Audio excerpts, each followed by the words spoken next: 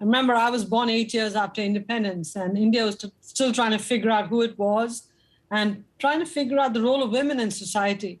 So I think as a society, it was very conservative as it relates to women, as it related to women.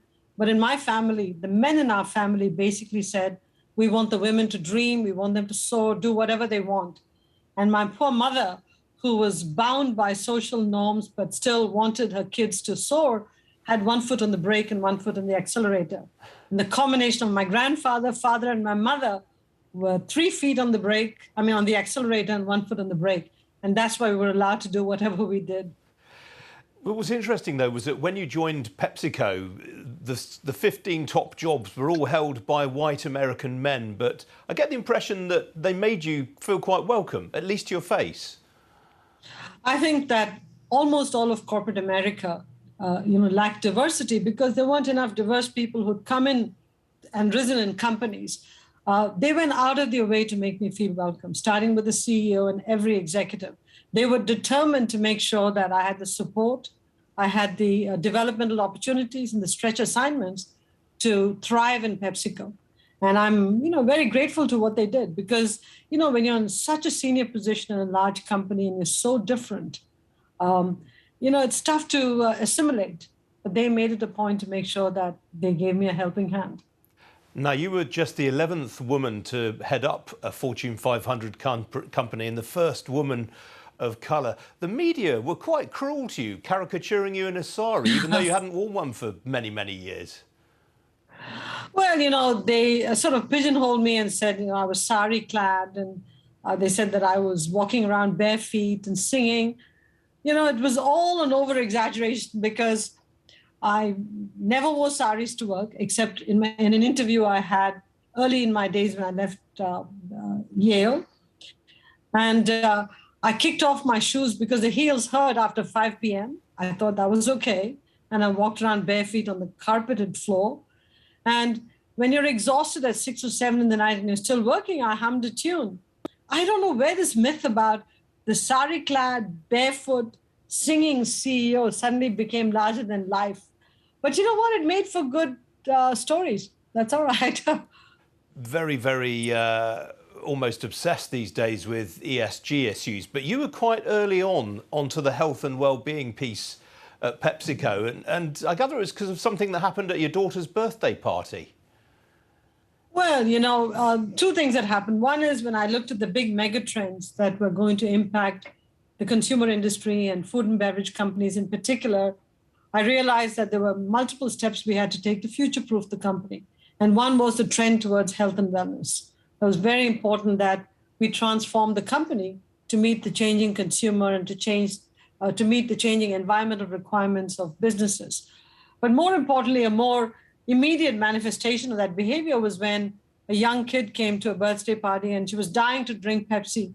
But she said, I've got to call and get permission from my mother to have Pepsi. That hit me because it said, not only is this trend something that's happening over the next decade, it's actually begun to accelerate now.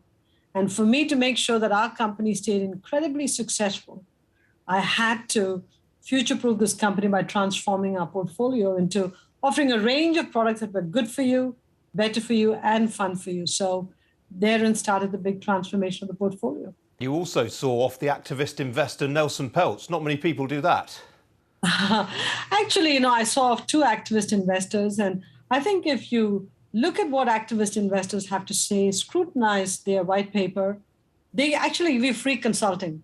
So you can, if you find something in them that will help you run the company better, more power to us, because we took a free advice and did things that were better for the company. On the other hand, if they were trying to do something that could perturb the company and really cause it not to be successful in the future, we've got to put a stop to it when that happens, which is what I did.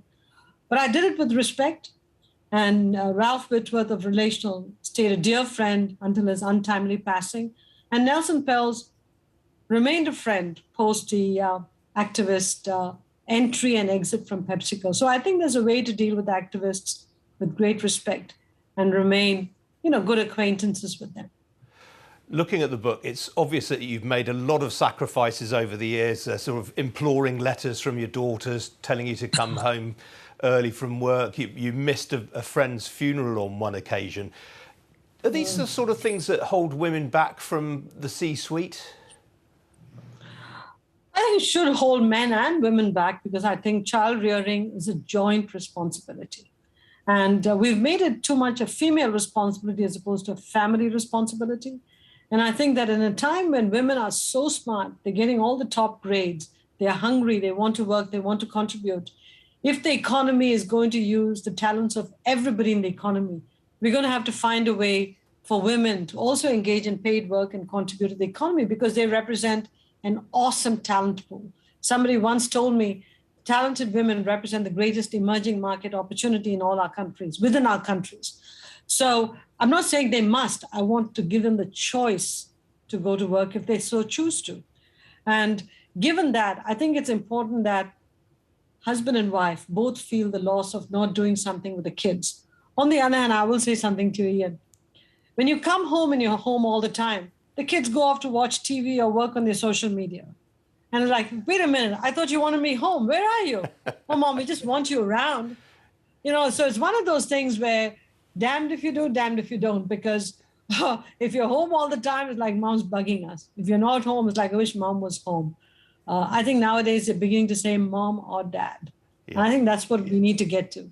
Yeah, I completely empathise with that. Now, one of the things that you're doing now, you're on the board of the International Cricket Council. Do you feel that TV revenues have gone too much to Australia, England and India and aren't being fairly distributed to some of the other countries?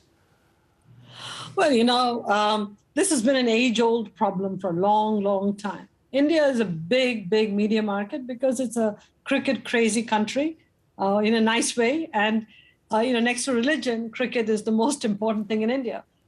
So in a way, India is good for cricket because there's so many people, both within India and in the diaspora, who all want to watch cricket. So whether you like it or not, India is going to be a major force. But India has to play somebody. They just can't keep playing themselves. England and Australia are hard currency countries, and so is New Zealand. So they end up generating a lot of the media revenue. All the other countries are very, very important to the ICC because at the end of the day, we're trying to build the shoulders of the ICC. And we are working hard on the board to make sure that every one of those other countries are financially viable and can build a sport which can give us 15, 20 test-playing countries so that we can keep the sport thriving into the future, both for men's cricket and for women's cricket. In the short term, it looks like, God, these big countries are controlling the agenda. Not the case. On the ICC board, responsibility is divided to include all the countries. And our goal is to not just ensure that there's about 20 test-playing countries, but we also are in the Olympics in 2028 to really broaden the viewership and the shoulders of the game. That's what we're focused on right now.